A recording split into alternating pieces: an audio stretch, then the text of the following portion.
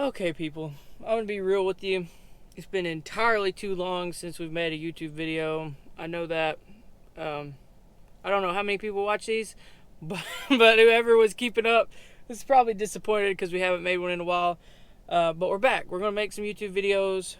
We are gearing up for harvest, and so I was gonna kind of take you along today and show you a few of the things that we're getting ready, so that we can start up harvest hopefully in the next few days, and get things rolling. So we got our crop in good this year.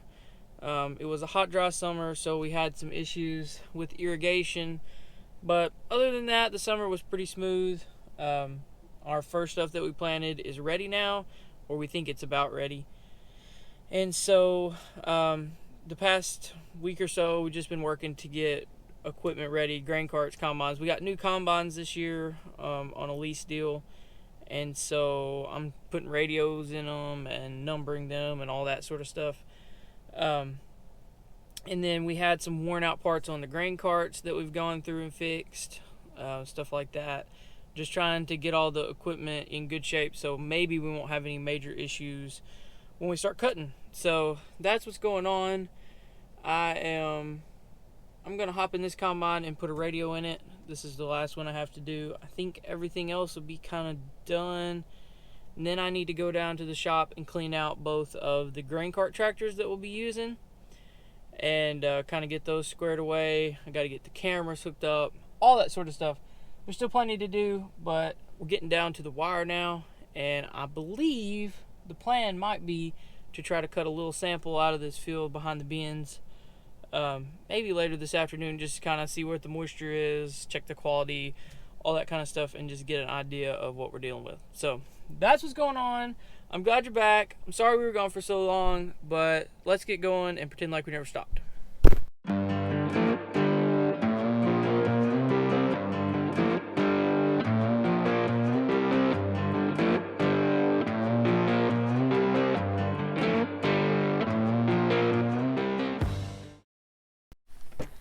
So back in the day when I was just little, radios were a big deal. Granddaddy, my great-granddad, he was all about the radios, the CB radios.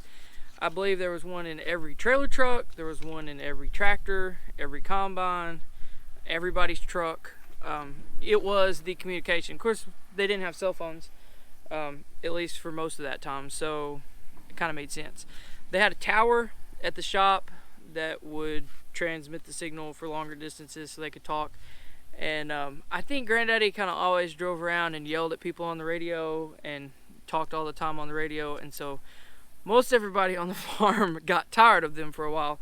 So when Granddaddy passed away, cell phones were a big deal, so we sort of did away with radios altogether for a while, except for in the harvest equipment, because there's at least 4 or 5 people in the same field doing the same things, and you need some kind of quick communication. So when we got new tractors this spring, I guess, I started putting radios back in them, so we would have a radio in every tractor and every combine.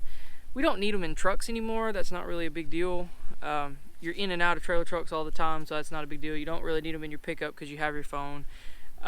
But when you're in the field planting, harvesting, that sort of thing, I feel like it's kind of good to have a radio for that quick communication. And they weren't rigged up to come on when you turn the key on, so people were forgetting. So I've got them rigged up now where turn the tractor on, the radio's on, it's ready to go. Whoever's talking should be able to hear what's going on. So I'm gonna put this is the last one I have. I need to order one more. These are actually outdated. They don't make them anymore, so I had to order it off eBay. But I'm gonna try to get one more and put it in one of the tractors that we've actually purchased, and then maybe I'll have everything done. So let's hop in this brand new combine and see if we can get her going.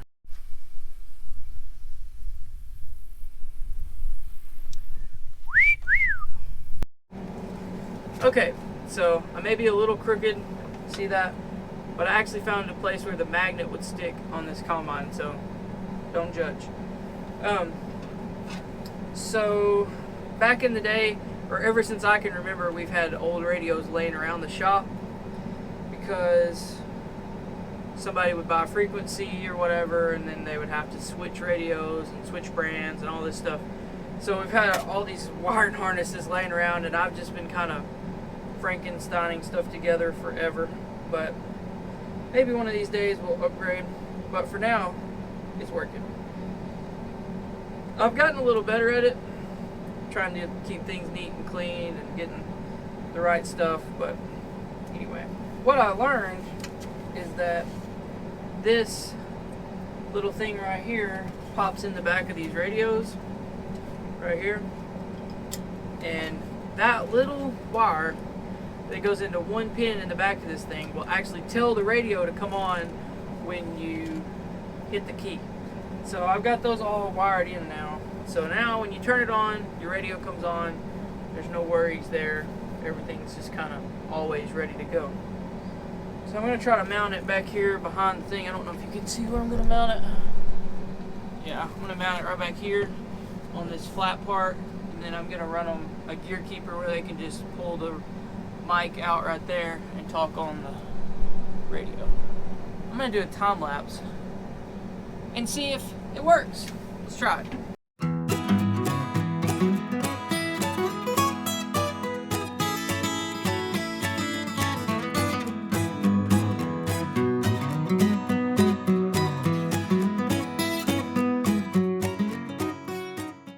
Okay, so this is the radio that I got off of eBay, the first one that I've ordered off eBay. The rest of them we already have. And I actually tried to put it in a tractor earlier this year, and it didn't work. So I figured I would try to figure out what was wrong with it. The deal is, I mean, it all comes on, it beeps and everything, but when you push the button to talk, it makes that noise. Can you hear that? And that's not the noise it's supposed to make. It should go doodle-doop, and that means that you're talking. So I guess what I'm going to do is see if I can look up a user manual for it and figure out how to reset it or whatever in the world is wrong with it. So that's what I'm going to do. I'll let you know how it works out. Okay, so I found the manual for the radio and I went through it, looked at all the different stuff I thought might be the problem, and I don't know, I can't seem to figure out what's going on with it. It's a radio, like I say, I bought it on eBay because they don't make them anymore, and the reason I did that is because I just thought they were all basically the same, but apparently you can program them through an online or through a computer-based software that I don't know how to use, or if it's still around, or if I can even do it anymore. And apparently it's programmed in such a way that something doesn't work quite right, or it's set in a way that it's supposed to be picking up a signal that it's not, and so it doesn't work. I don't really know, if I'm honest, but it doesn't look like I'm going to be able to fix it right now. We will only be using one of the 8RXs over harvest on the Kelly Diamond to get straw ready. So what I may do is I may just pull that radio out and switch it to a combine so that we'll have all the harvest equipment on radios, and then I'll have to figure something else out for the other ones. I don't know. We may have to upgrade radios if I'm going to get a radio and everything, but for now, I guess it just is what it is. I'll have to kind of patch it up and figure it out. So, yeah, that's that. Peace. See you in a minute. Okay, so this is actually day 2. I do believe I'm wearing the exact same color shirt, but it is a different shirt, people, so don't worry. It's clean, okay? You're so nosy. Anyway, it's day 2. Yesterday I was having that issue with the radios. We did a couple other things. So I talked to Pawpaw, and what we did was we bought brand new Midland radios for all the tractors, and we're just going to sell our old Motorola radios because they're still worth quite a bit. So I got the FRMS radios, or GRMS, whatever they're called, the mobile digital style radios. We're going to try those out, see how that works. I got my order in last night, so they should be here soon, and I'll get that all installed and all the equipment. We'll have that for harvest. So right now, me and Uncle Shane cut a sample a while ago. I took a video. We're gonna put it on Instagram, so check it out on Instagram, Facebook, Twitter, all that good stuff. But right now I'm hopping out. I'm gonna clean out the grain cart tractors that we're gonna use, try to get some of the cameras hooked up, and then I believe we're about to cut some rice. If not today, tomorrow. So it's getting real, people. Let's go.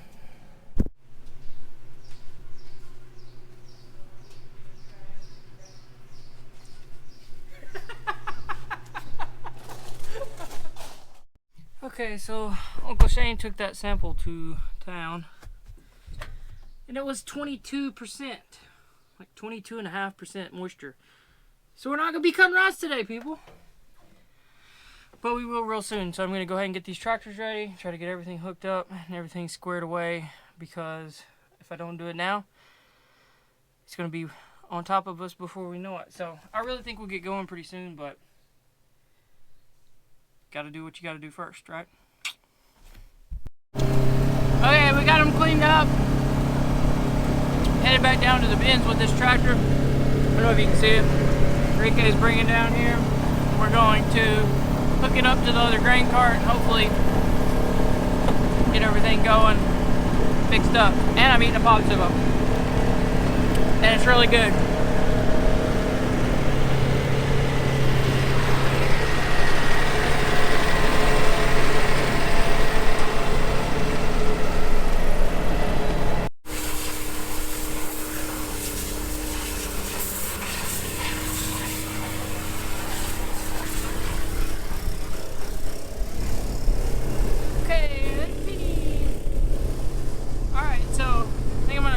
This video up, we'll start fresh tomorrow. I don't know, we were talking about it. Looks like we might go ahead and cut a field tomorrow, cut this field that we took a sample out of, and go ahead and stick it in a bin. I think the moisture is going to get better out toward the middle of the field. I'm going to show you right now where we cut the sample, and I think it may work out to just go ahead and get started. See right here.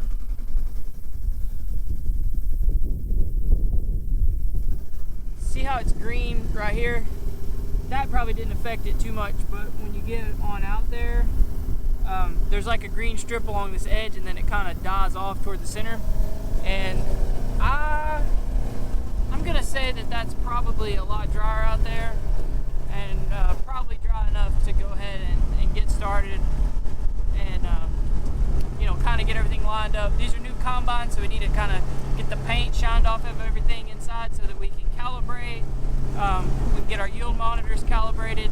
There's still a lot of stuff to get done before we can just be like, hey, we jump on every morning and cut rice. So we're going to try and figure that out, get going, and see you in the next video.